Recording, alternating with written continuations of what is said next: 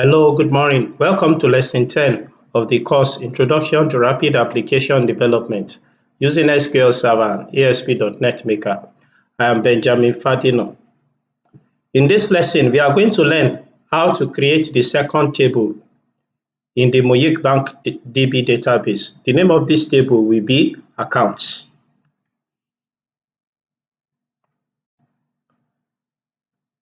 First of all, we are going to make sure that our SQL Server service is running.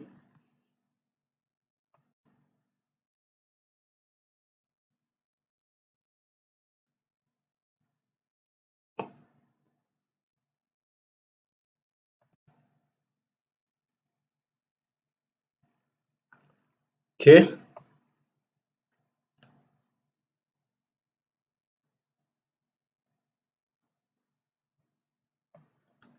All right, I'm going to stop the SQL Server instance called bfadino.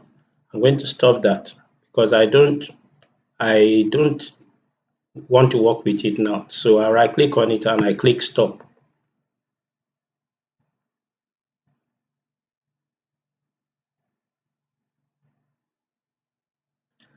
The instance of SQL Server that I want to work with is called Ibukunoluwa. So I right click on it and I click start.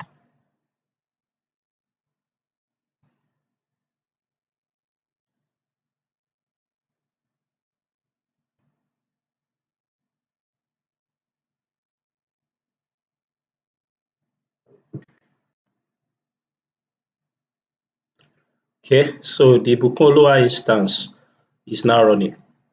So now that the Ibukunoluwa instance is now running, the next thing I'm going to do is to fire up Management Studio. Okay, let's come up in the search. So I right click on it, say run as administrator. So I click yes here.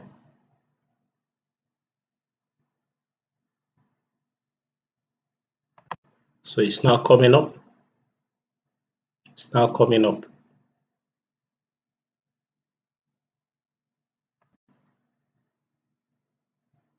Okay, so the last time out, I connected using SQL Server authentication. This morning, I'm going to connect using Windows authentication. So now I'm going to click connect.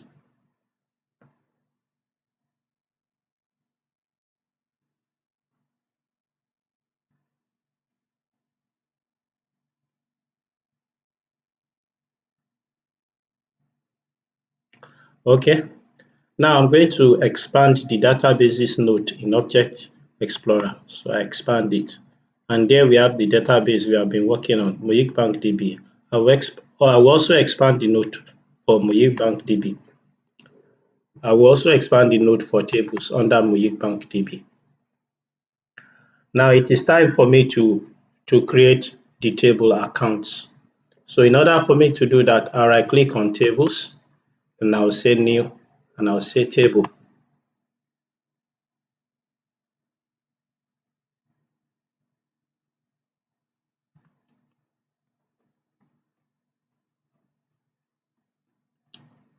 So the first column will be account ID. Now the data type for account ID is going to be big int. I'm going to make account ID primary key. So I right click on it, say set primary key. Then I scroll down to the bottom of the page. I'll set it as the identity column for the table. So I expand its identity under identity specification and I'll change it to yes. This time around, I'm going to use the default of 1, 1. That's identity seed 1, identity increment 1. The next column is going to be account number.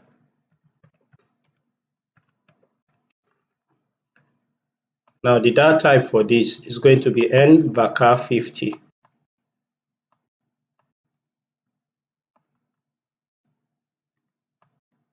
And this is going to be compulsory. So then the next column will be first name. The data type is going to also be NVACA50. It's also going to be mandatory. Now, the next column will be other names. I'm going to make this NVACA100. But first of all, I select NVACA50, then I now change the 50 to 100. This column is not going to be mandatory. The next column is last name. It's also going to be NVACA50 and it's going to be mandatory.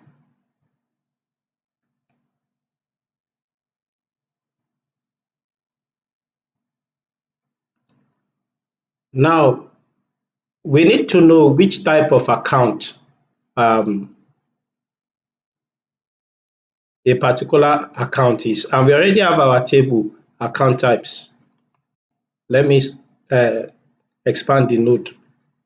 We have the primary key for account types to be account type ID.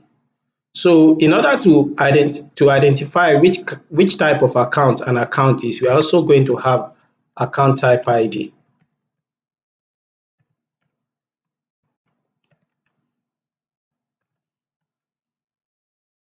Which is now the data type of account type ID is int. So the data type of account type ID, the data type of account type ID in account types is int. So here it's also going to be int. The reason is because these two columns are going to participate in what we call a relationship later on.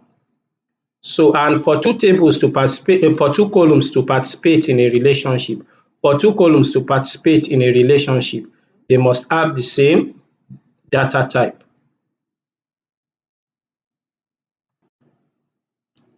Also, account type ID is going to be a mandatory field. Let's go back for a moment to account number column.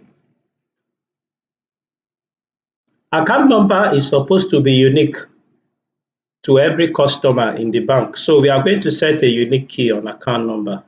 So I right click on account number. I'll go to index 6/keys. Then I'm going to click add. I'm going to give the unique key a name of UNK underscore account number.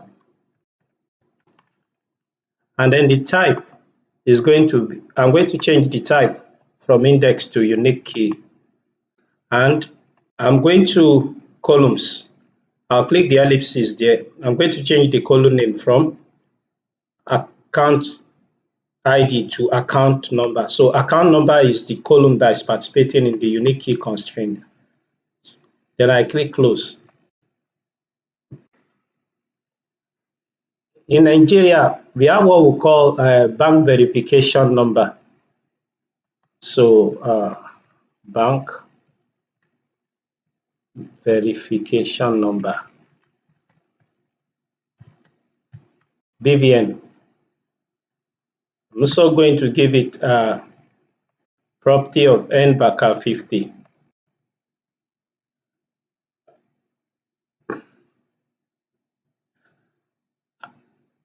Even though by law it's mandatory, but I'm aware that not all bank customers have complied with the directive that they should register for their bank verification number. So I'm going to leave it as allow none for now.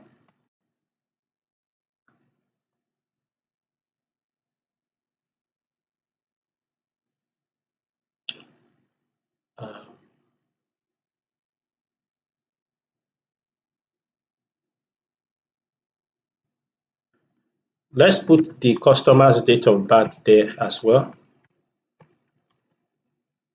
This time around, we are going to choose date.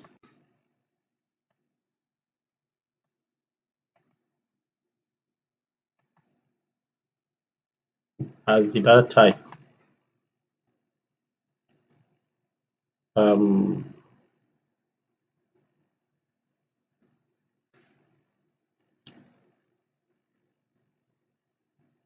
let's put in the customer's photo as well.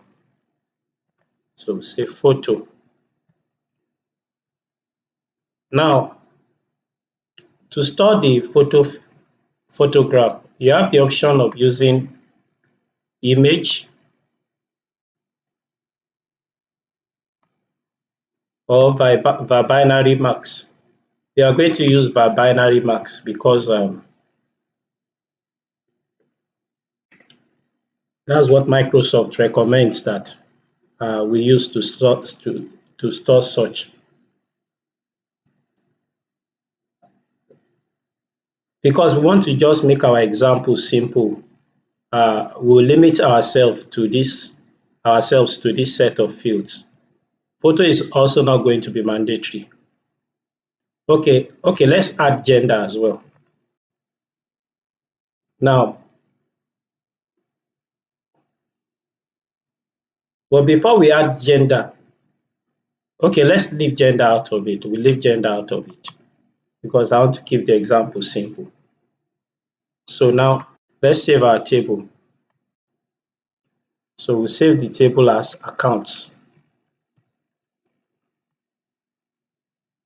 Sorry, because I want to make everything standard, I go to File, Save Table 1, Accounts, and I click OK. Thank you for watching this lecture. In the next lecture, we shall be creating a relationship between account types table and accounts table. Thank you for watching.